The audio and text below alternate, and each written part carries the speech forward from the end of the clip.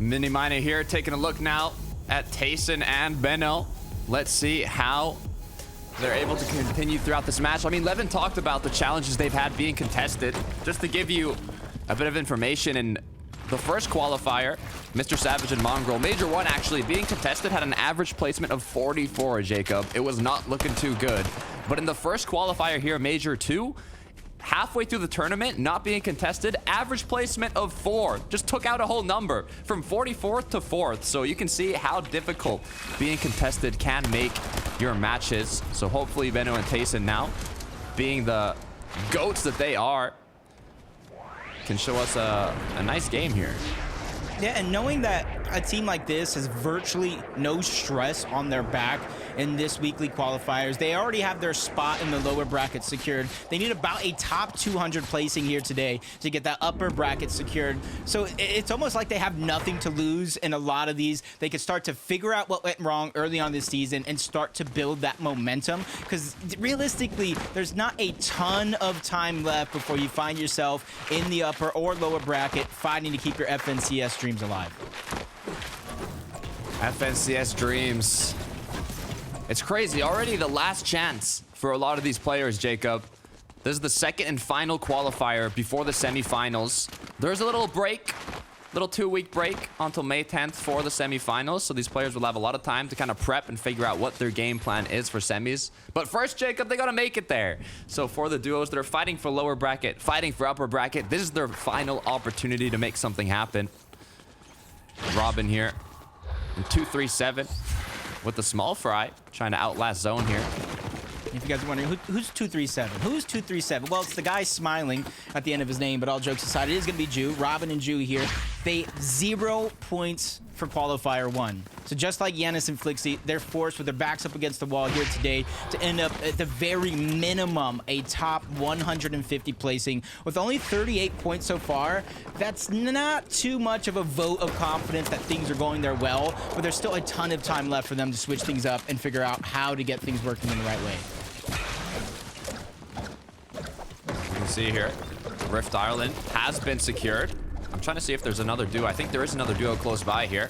Might have been a little bit of action, but nothing too dangerous. I believe there might even be 2 duos on this Rift Island. 3 total. So for the players here, they could be getting a bit of damage onto each other, but I don't think eliminations is necessarily what they want here. Yeah, especially knowing that it's already been captured. They got that extra loot. No extra points this season, this go around, but it's the loot that you get. And now that it's already captured, you see a lot of these teams just position themselves, building bases on top, knowing that players will have to rotate in the vicinity if they want to get to zone, use those rifts, or find some sort of safety in that rotation. And seeing where Rift Island is now, you can kind of guess that the zone might pull on over to this side of the map where Bad Sniper and Lane are currently positioned. Looking relaxed for Bad Sniper and Lane. Skyzo, though, and Logs, not so relaxed, as it looks like they've actually already got a knock here. I believe they have the advantage. Question is, are they just going to take the finish? Are they going to continue hunting? The hunt is on, it seems, as they're trying to find this last player. They've secured the body from this player. Get the finish. Now it's all on them. If they can do the 1 versus 2, be careful, though, as shots keep connecting. 15 HP is all that's left now. How have they thrown this away? Yeah, Zahir just making a surprise move when it mattered most. There's a couple other teams rushing into this direction. Lox goes down. Skyzoo's going to be left by himself. That was Butter and Rush, who stayed true to his name. He rushed and pieced up those eliminations. Even though they didn't actually get the eliminations, you saw them get the credit for the knocked body, but it's the loot that they're after. And now they're using the Chain of Hades. And this is something we've seen throughout this week and the qualifiers, and I've seen a player broken IG on NA. That Chain of Hades causes so much disruption when you're in a box. Not only does it do damage, it kind of tosses you around as Rush rushes in and finishes the fight he started early on, but now he has to try to survive the focus. I was watching 72 Hours on NA the other day, making use of that Chain of Hades, and let me tell you, Jacob, he was doing some damage in the late game. So it'll be interesting to see if we can see that replicated here on EU. Maybe it's just an NA thing. We'll have to find out. DKS, Kaizen, looking quite healthy here. 2 elims on the board as well. Good spot in zone. We don't have much to worry about. It did pull towards the south, not Mount Olympus like I was thinking, but just to the left of it, kind of, in that last zone. Benno losing Tayson, not something I would expect to see, especially with how we tuned in. They have 3 eliminations, but no heals, not a lot left on, and now he's in a 2v1 situation that he almost has to figure out a way to win, but Mr. Lou takes him down, ends the run of Venno and Tayson without placement points at all in this game. Yeah, 6 zone is not where you want to go down with 29 duos still up. It's kind of that moment where you used so much time already in this match, but you haven't started getting the points you need. So it's kind of just a waste of time. Good news is they can get right back into another match, as it is 3 hours, 10 matches to be played out. 5 lobbies being played at the same time. 250 duos. It's not that set lobby that we're used to in a regular round 4. Oh, as now Rift's being put to play.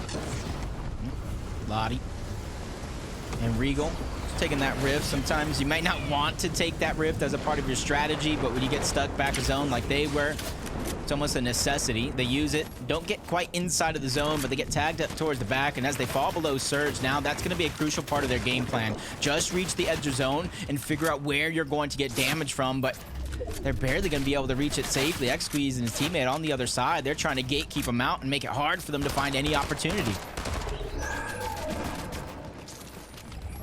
Zone isn't taken currently. You can see, though, they're looking back. They know that there was still players on Rift Island. Shaykov, X-Squeeze as well, being 53 below, are going to continue with that aggression, but with the shots coming from all angles, they need to be cautious. They either get directly in here, or the Storm's going to get the best of them. X-Squeeze has been knocked down now. Shaykov has been left alone. The duo knows this information. It's going to cause them to start playing aggressive and now pick up those 2 elips. Yeah, it's tough. It's not necessarily the game plan to wait to the last minute, but sometimes when Surge is down, you have no choice but to try to get in a box just like that. And Lottie and Regal Frag were able to really take advantage of the situation. Didn't give them easy shots, let the Storm Surge take them down, and they kind of finished it all off there at the tail end. See Fastroki and Robon finding a huge elimination on the Slove as Zone is kind of pushing in. So not only do they have good position, they get a nice refresh as they close in on that zone. A lot of kind of mountain goats here in this zone. What I mean by that is there's a big ridge, a big drop off, and the players are kind of based up on the center of it.